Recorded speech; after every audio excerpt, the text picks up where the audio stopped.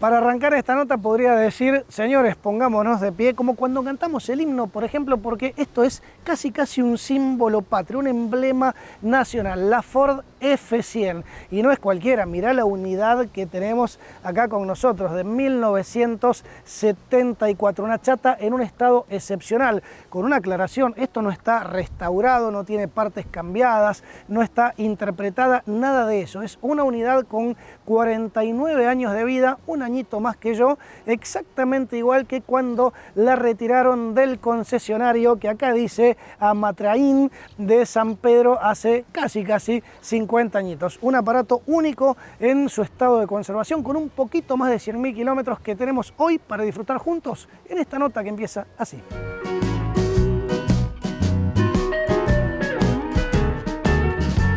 Y te cuento que me entusiasma tanto un aparato así que podría poner un banquito acá y ponerme a hablar 2 horas. Pero claro, me está apurando la gente que está acá atrás porque los tiempos, vos sabés, en televisión son tiranos. Pero hace falta encuadrar un poquito en la historia este producto, la serie F de Ford, que ya tenía unas cuantas décadas cuando comenzó a producirse acá en la Argentina en 1959, en la vieja planta de La Boca, en la capital federal. Después, un par de años después, pasó la producción a Pacheco, donde todavía hoy Ford tiene su planta, y a través de las diferentes generaciones, la F100 supo ser un producto emblemático, dejó una marca, fue sinónimo de la producción, sinónimo del campo, y siempre fue la chata más vendida respecto de la competencia, que bueno, también había una similar de Chevrolet como la C10, o había también otra de Dodge como la D100, D200, etcétera.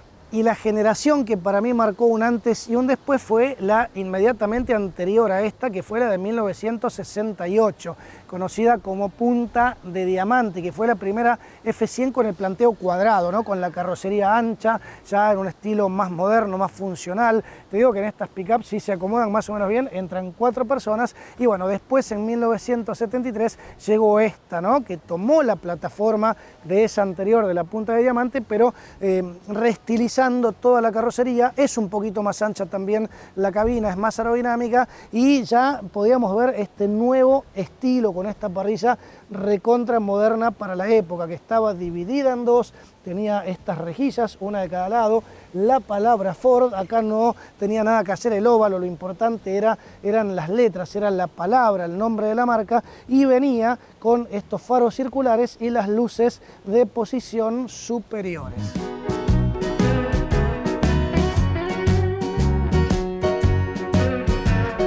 Pero bueno, concentrándonos en esta serie 1973 y en esta unidad del 74, quería mostrar algunas particularidades. Una, que mantiene la identificación Twin Eye Beam, que hace referencia a la suspensión delantera, porque hasta el año 64-65 la suspensión delantera de las F100 era un eje rígido, muy rudimentario y muy duro.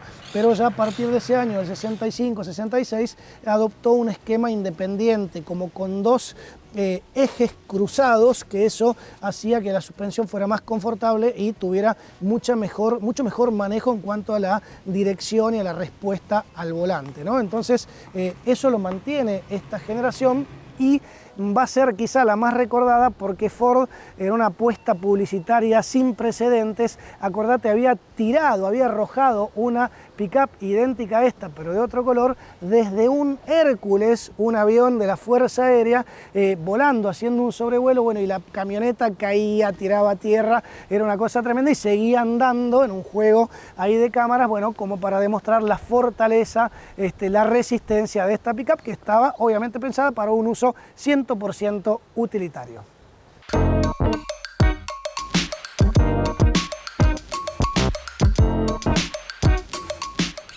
Mira, voy a abrir el capó para hablar un poquito de los motores que traía esta F100. Obviamente estaba el famoso 221, ¿no? El de 6 cilindros naftero, tan utilizado también en el Falcon. Había un motor diésel de Perkins de 4 cilindros, el Perkins 4, y la estrella de la gama era este V8, que ya venían las generaciones previas utilizando, que es el famoso 292. 292 o 292 pulgadas cúbicas, que equivalen a 4.785 centímetros cúbicos. Un motor de 4,8 litros, por decirlo así. Era un motor de muy baja compresión, tenía 6.7, 7:1 de compresión, una compresión muy baja, por eso podía usar nafta común. Cualquier combustible le venía bien y la potencia no era gran cosa, eran 160 caballos, pero con una muy buena entrega de torque.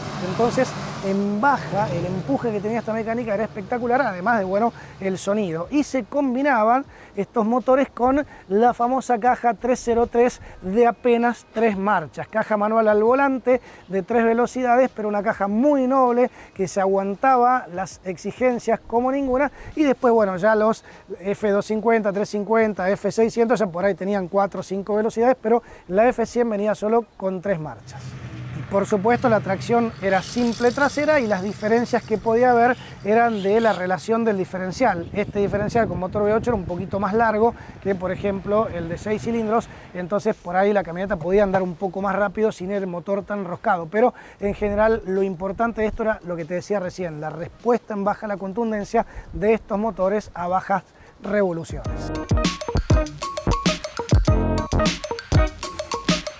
A ver, yo respeto a todos porque es válido, ¿no? Los que modifican estas pick-up, las optimizan, las modernizan, pero qué lindo ver una unidad así, todo original, todo igual que cuando salió de fábrica. Y un comentario más, yo te decía que tenía 3 motores y el V8 era la estrella de la gama y se podía pedir inclusive en versión estándar, porque esta que estamos probando no es una deluxe o de lujo, era estándar, era la básica, pero así todo la podías pedir con este motor, el más potente de todos. ¿Y por qué digo que es estándar? Porque la de lujo venía, por ejemplo, en 2 colores, tenía 2 colores de carrocería. La estándar, como esta, solo viene con un color, en este caso el característico verde bahía, este verde clarito tan pero tan lindo. Y además, bueno, la de lujo tenía algunas molduras, algunos ornamentos que la hacían un poquito más ostentosa, pero básicamente era la misma camioneta y las diferencias eran muy poquitas. Lo importante es que si querías una básica, la podías tener con motor V8.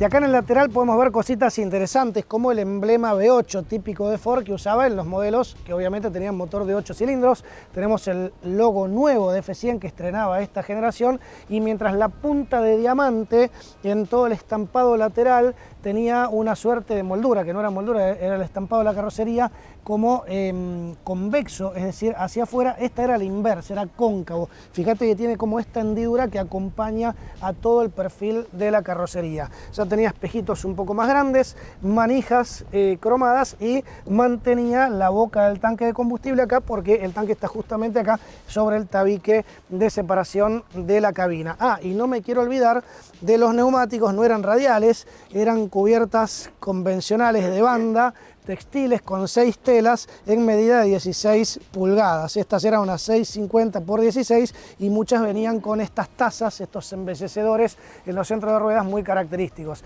Y había una opción, si esto iba a trabajar en el campo, si iba a meter en el barro, la podías pedir con gomas o neumáticos pantaneros, las famosas pantaneras que tenían, fíjate, tacos recontra pronunciados que te ayudaban muchísimo en esas condiciones. No había versión 4x4, no había doble cabina, esto era así, cabina simple y se podía andar en el campo con estas pantaneras. No me quiero olvidar de decir que tenía una generosa distancia entre ejes de 2,97 metros, casi 3 metros, y una caja realmente grande, muy generosa en la superficie. Y te la voy a mostrar porque aparte, en esta unidad, realmente fue acertado que no la hayan repintado, porque tiene las muestras del trabajo, del servicio, a través de estas casi 5 décadas de vida, con el auxilio original donde debía colocarse, y aclarar que la capacidad de carga eran máximo 750 kilos, no eran ni 1000 ni 1500, eran 750. Obviamente le cargaban mucho más de 750 y no pasaba nada, pero esa era la capacidad máxima declarada por Ford, máxima autorizada para esta pickup F100.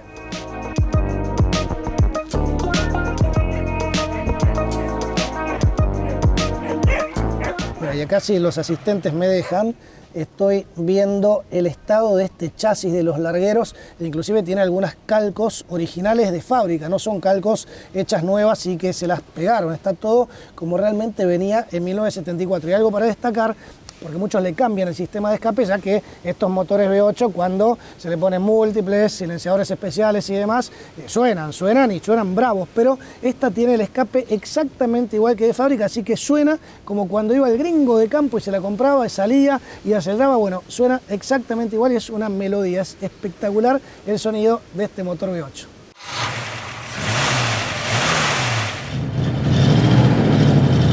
Ya estoy a bordo de esta F100 espectacular y te quería mostrar la llave típica, llave siempre la cuadradita en los Ford, era la del encendido, la puedes usar de los dos lados porque era una llave con dibujo simétrico. Y te quiero mostrar cómo arranca esto, Escucha. Media vueltita del motor arranca y ya está regulando parejito. No puedo creer sentir este V8 como un 0 kilómetro, porque realmente, o sea, no vibra, no hace ruiditos la ferretería de arriba, no golpetea abajo, es impresionante. ¿Sentí el sonido? Terrible. Bueno, palanca al volante, igual que los Falcon, que las F100 de esa época, primera para abajo, o sea, este es el punto muerto, y venís para acá. Selectora sin juego, parece, fuera de broma, una camioneta 0 kilómetros. Y vamos.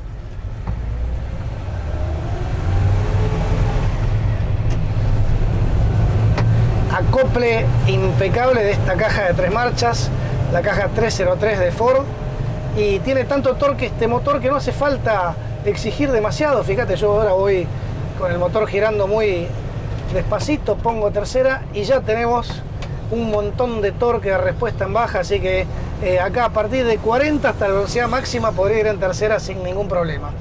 Y a ver, la sensación de manejo es la típica de las camionetas de esta época, una camioneta muy ancha, muy buen andar, la suspensión Twin I-Beam independiente delantera le daba mucho mejor andar y mejor maniobrabilidad.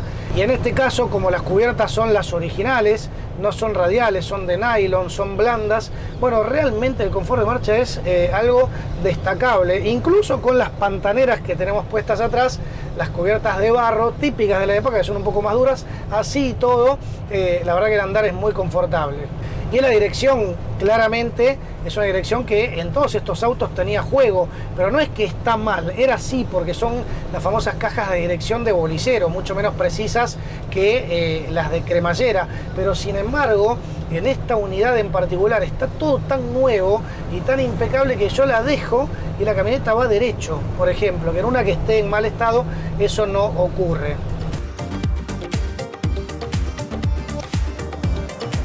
Y a ver, la posición de manejo es complicada para algunas anatomías, sobre todo para los más grandotes, porque acá tenemos el tabique trasero, tenemos el vidrio, no hay espacio para retrasar el asiento, la pedalera está muy acá y fíjate, yo ya al levantar el pie para pisar el embrague ya estoy tocando la parte anterior de la pierna, casi la rodilla, contra el volante, que por supuesto es enorme.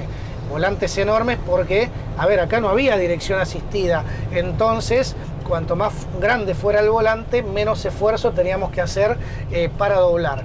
Y vuelvo a estos neumáticos porque cuando la gente le pone radiales modernas a estas camionetas, la dirección se pone más pesada, porque ese tipo de neumático se agarra más, tiene más superficie. Estos neumáticos angostos, no radiales, si yo por ejemplo voy en primera nada, paso de hombre acá, fíjate qué fácil, mira, no tengo ni siquiera que empuñar el volante, ya con la palma, digamos, puedo doblar perfectamente como si tuviera hidráulica, porque tiene esas gomas, están muy bien demultiplicadas y porque además el volante es gigante.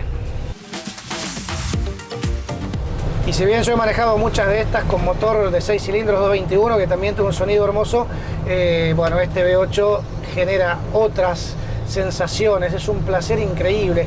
Recién venía, por ejemplo, en la autopista a 90 km por hora y venía serenito, casi insonoro, sin vibración, y le decía a mi acompañante, pensar que en esa época la gente viajaba a esa velocidad, 90, 100, no iba mucho más rápido. Bueno, a esa velocidad es una maravilla lo bien que va esta camioneta. ¿Cuál era el punto débil en la conducción? Los frenos. Esta camioneta en particular, fíjate el pedal de freno que es bien ancho, dice freno de potencia. ¿Por qué? Porque incorporaba servofreno para no hacer tanto esfuerzo sobre el pedal. Eso fue realmente una innovación, pero los frenos tienen campanas, no tiene discos ni siquiera adelante. Y una campana, un tambor, nunca va a tener la efectividad ni la precisión ni el poder de un disco con pastillas. Entonces siempre hay que tener cuidado a la frenada, porque frena desparejo, por ahí frena poco y de golpe frena mucho, incluso en unidades impecables de museo como esta, que parece que no la usaron directamente. Ya de nueva, de 0 kilómetros, era un punto débil de esta F100 y de otras camionetas muy similares.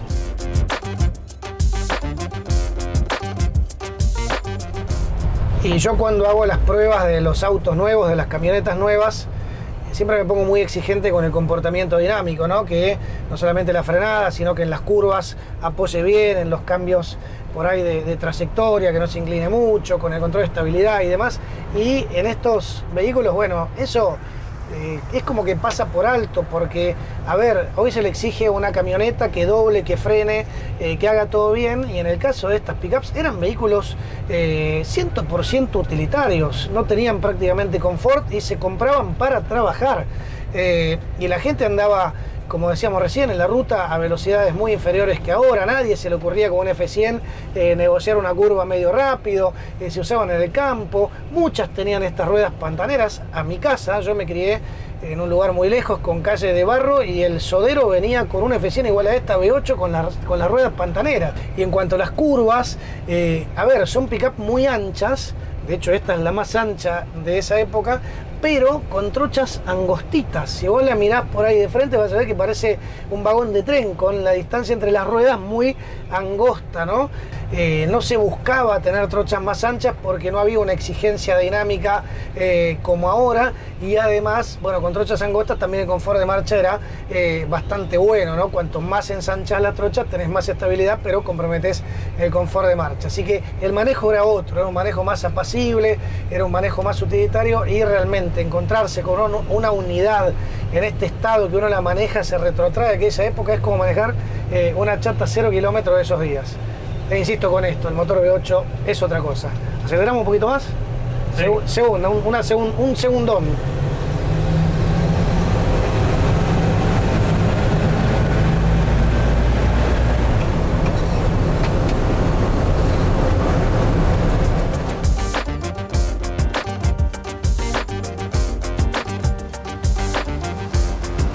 Y me quedaron por decir un par de cositas más acá del manejo, sensaciones, ¿no? Yo, por ejemplo, soy una persona muy calurosa, siempre tengo calor. La discusión que tengo con Marco, siempre está abrigado, yo estoy siempre desabrigado. Y estos vehículos no tienen aire acondicionado y en un momento empieza a hacer calor, pero por eso el mejor amigo del hombre a bordo son estos ventiletes que si los ponías así, si fumabas, por ejemplo, sacan aire, ¿no? Entonces, por ejemplo, haces así con la ceniza y lo sacan. Ahora, si lo doblás, lo pones al revés, esto ya te tira una bocanada de aire que es casi como un acondicionador, es casi como un aire acondicionado. Y otra cosa relacionada también con los cristales es la visibilidad. Si bien esta pickup ya traía espejo derecho, que es de mucha ayuda, no eran espejos grandes, eran más grandes que los de Falcon, pero son espejos chicos, la visibilidad que tiene es tremendo. Al tener el vidrio acá, vos te asomás un poquitito y tenés el campo de visión que no tenés en ninguna pickup de doble cabina actual, ¿no? Está bien, hoy los espejos son más grandes, pero la verdad que entre lo luminoso y lo panorámico, pues esa es la palabra, eran pickups panorámicas. Y hablando de la ventilación en el habitáculo, siempre hay que llevar el ventilete o alguna ventanilla un poquito abierta porque se siente siempre olor a nafta en estas pickups. ¿Por qué? Porque el tanque está dentro del habitáculo, está acá atrás del respaldo, atrás de mi espalda está el tanque de combustible. Inclusive si vamos despacito y frenamos podemos sentir el oleaje de la nafta adentro justamente del tanque, y eso siempre genera algún olorcito, algún tufillo a combustible. Es parte del folclore de manejar estos autos de época, ¿no? Estos autos viejitos.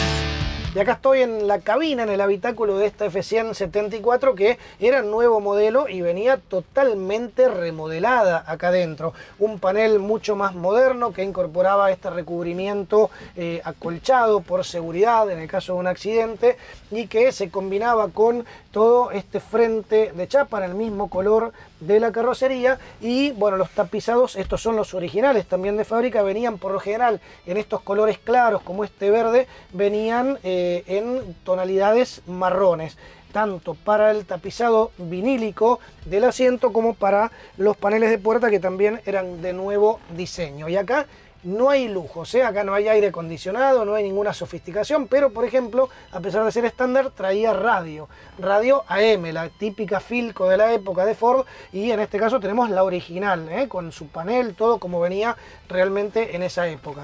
En estas chatas más modernas, el tambor de arranque pasaba a la derecha y tenemos un tablero nuevo con 3 cuadrantes cuadrados. No había cuentavueltas, que es algo que a mí me hubiera gustado tener, pero así todo teníamos 5 agujas. En el centro para el velocímetro teníamos presión de aceite, voltímetro, nivel de combustible y también de temperatura. Toda esa era la información del tablero, y después todas las perillitas típicas de la época, como este, por ejemplo, que es el encendedor, misma perilla para las luces, limpia parabrisas y para el cebador. El volante en esta serie todavía era el viejo grande, con la selectora por supuesto al volante, y es interesante ver la pedalera, porque además de los 3 pedales tenía 3 pedalines o 3 comandos más allá abajo. Uno que era para conmutar a las luces altas, ese de metal, que cuando vos lo pisabas conectaba las luces altas, además del guiño que tenés acá en la palanquita. Tenía una perita para el zapito del limpiaparabrisas, que era por presión, y el pedalín del freno de estacionamiento, que después se liberaba con esta perillita. Todo eso a los pies, tenía casi tantos comandos en los pies como acá arriba al alcance de las manos. El asiento, por supuesto, era mullido, como en la mayoría de los autos y camionetas de esa época. Y para cerrar este capítulo interior, quería detenerme, lo tengo guardado acá en la guantera, quería detenerme en el manual. Mirá en el estado que está, parece recién impreso, el manual de esta camioneta, que venía para el F100, 250, 350 e incluso el camioncito 600. Todo con un nivel de información increíble, Mira, este es el manual, podemos ver todos los datos. Ojalá todos los autos hoy tuvieran un manual tan completo como este.